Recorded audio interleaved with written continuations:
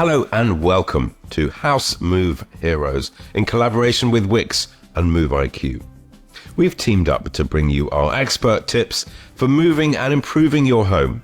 And in this episode, we're tackling the big one: how to plan a major home renovation. Renovating your house or flat can be a fantastically rewarding project. It could also add value to your home, give you more or better planned living space, and actually improve your quality of life. But it's no small undertaking, and both the work and the budget can run away from you if you're not fully prepared. So you do need a plan, and that's exactly what we're about to share with you. Stay tuned for the House Move Heroes step-by-step guide to renovating your home.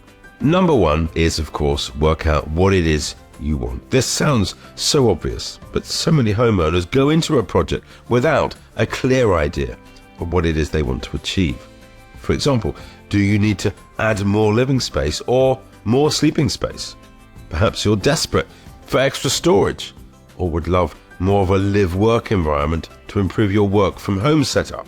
Perhaps you've an eye to the future so that when the time comes to sell, your home appeals to a wider pool of buyers. It's worth being clear about the why and not just the what. Then, when you get down to budgeting, you can evaluate whether the outcome justifies the expense.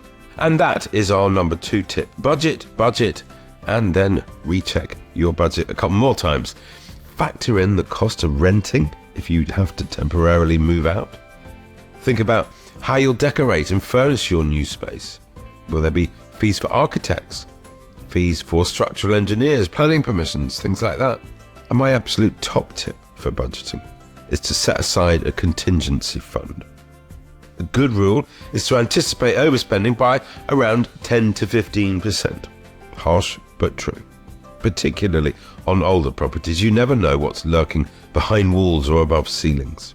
With your budget in place, you can move to step 3, how to finance the project. Would it be on a credit card, paid for from savings, remortgaging, or will you have to take out a loan? A home improvement loan is worth comparing with a standard personal loan, as it offers flexibility and is easy to apply for. However you decide to finance your project, be sure not to overstretch yourself, and do please budget realistically.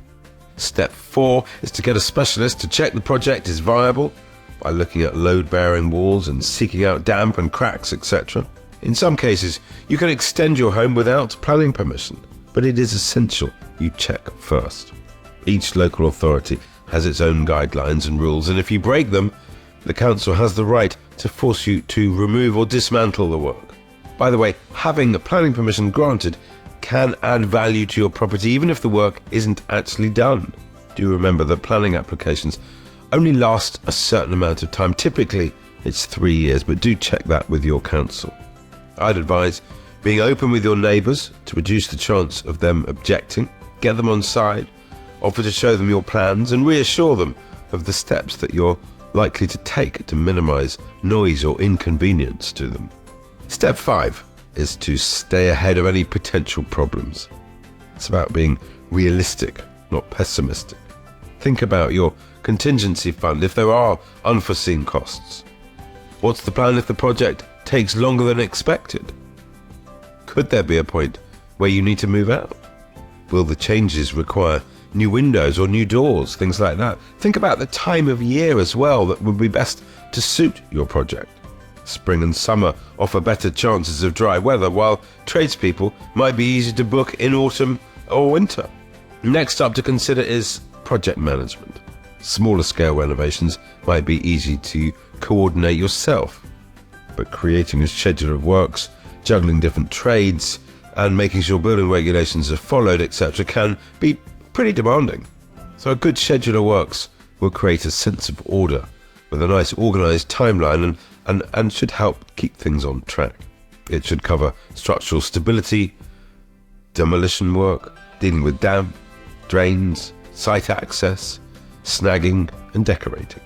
You might decide to appoint an architectural contractor to take this on for you. That could cost 5 or maybe even up to 15% of the project, but you could save at least this amount in efficiencies. Your call. finally, step 7 is to get quotes and appoint your preferred tradespeople. Aim for 3 quotes for each job and make sure that you get references from previous clients. You are now ready to begin. So good luck. We've got all your home move and renovation essentials both in-store and online. And do make sure that you take advantage of our House Move Heroes program by signing up if you've not already done so.